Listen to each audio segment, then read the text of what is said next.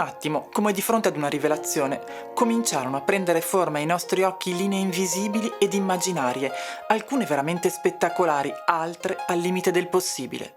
Era nato, anche se in quel momento solo nella nostra testa, un nuovo mondo che si chiamava Ierzu. È Maurizio Viglia a raccontarci la storia di questa falesia, dove il tempo sembra essersi fermato.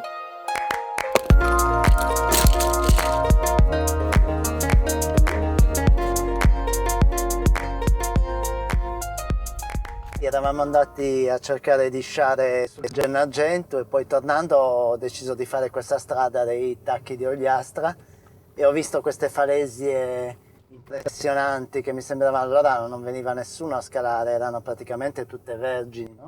Ho fatto il castello, che è quello dove c'erano le prime vie, poi abbiamo incominciato a chiodare il Palazzo d'Inverno, che è dalla parte opposta di questa montagna, e poi l'isola del tesoro, tutte negli primi anni 90. Allora Ierzu questo tipo di arrampicata non andava, perché negli anni 90 sai che andava le grandi vie di continuità, gli strapiomi, quindi qua non veniva nessuno. Ierzu rimaneva sempre un po' la Cenerentola, nessuno voleva venire perché un po' i gradi stretti degli anni 80, un po' lo stile tecnico di Dita, i muri grigi eccetera, spaventavano un po', no?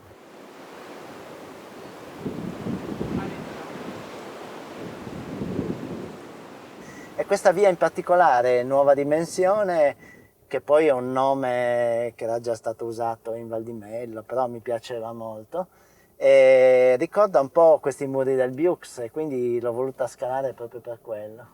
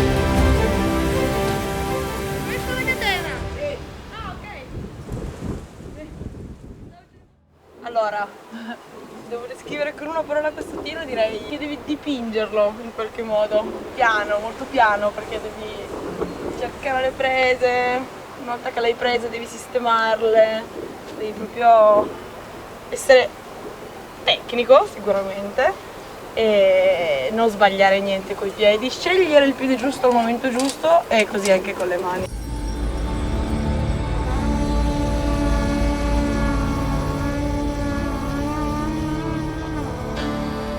Anche laddove non c'è la cornice del mare, l'arrampicata in Sardegna regala paesaggi unici, a tratti lunari come ad Isili. La sua scoperta si deve a Maurizio Viglia e Cecilia Marchi. È grazie a loro e a Gianluca Pira, Senso Lecis, Simone Sarti, Antonio Marino, Carlo Abis che l'arrampicata sportiva qui prende vita. Il primo settore fu battezzato da Mattia Vacca, la pietra filosofale. Qui cosa c'è?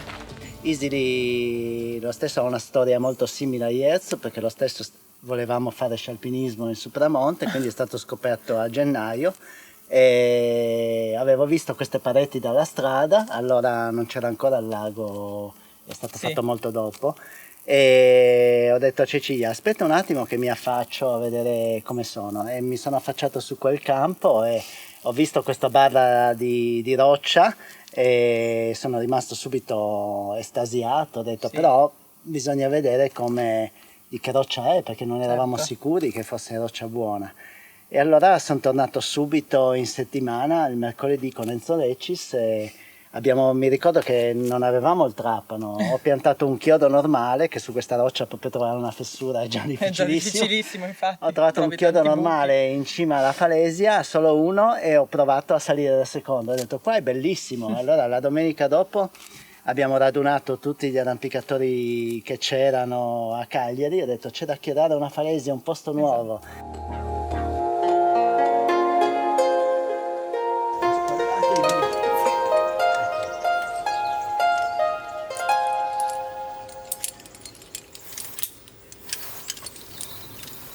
Vieni qua. Oh, è nuvoloso fino adesso, è arrivata Laura. Ma infatti, La difficoltà di questo settore è la pietra filosofale e ha questa caratteristica, ci sono 1000 buchi e tu ti stanchi tantissimo per cercare quello buono, quindi la difficoltà è più che altro capire quale buco devi prendere, perché in genere sono buoni, ma insomma è una specie di rebus.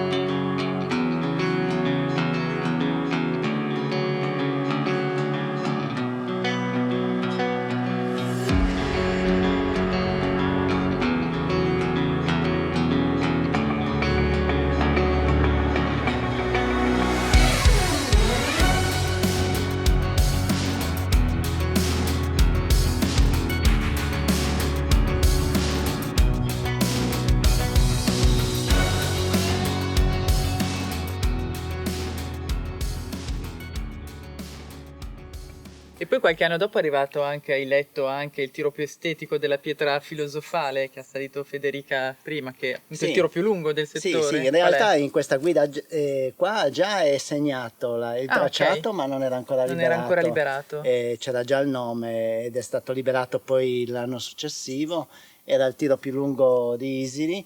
E poi ho fatto una specie di variante che si chiama New Age, quella i primissimi anni 90 è stata insomma la prima via di 7B+, qua di Isili, insomma era terribilmente estetica già allora. Sì, era una linea davvero estetica. Davvero.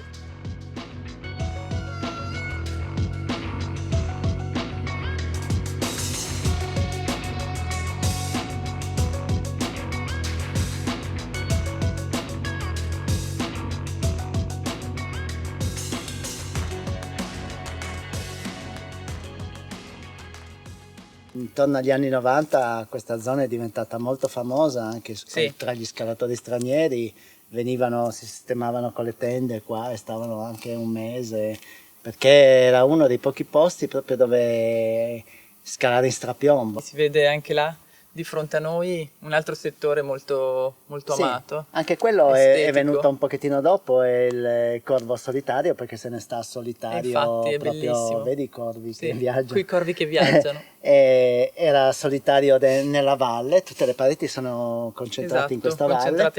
E questo settore qua è ancora più estetico perché è proprio una prua strapiombante, e questa ha meno buchi e quindi piace di più generalmente perché c'è solo da prendere quelle prese, basta tenersi. Basta tenersi.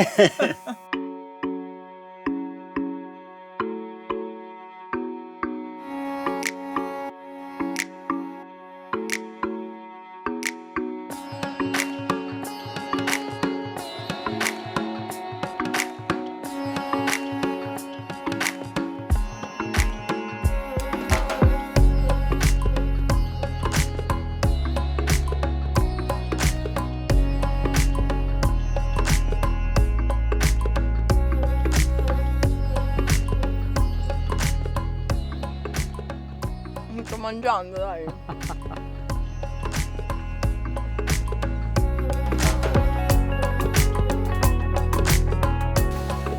Vuoi davvero riprendere i miei piedi? No,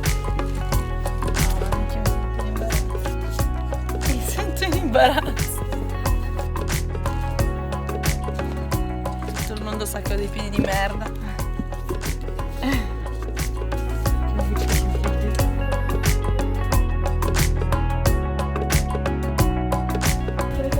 È l'estetica che fa la differenza, è l'estetica di ciò che ti circonda.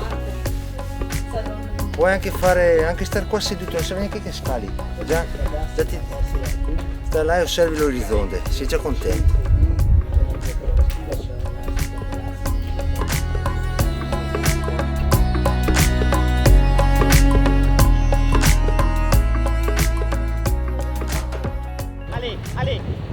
Ale dura dai, grande.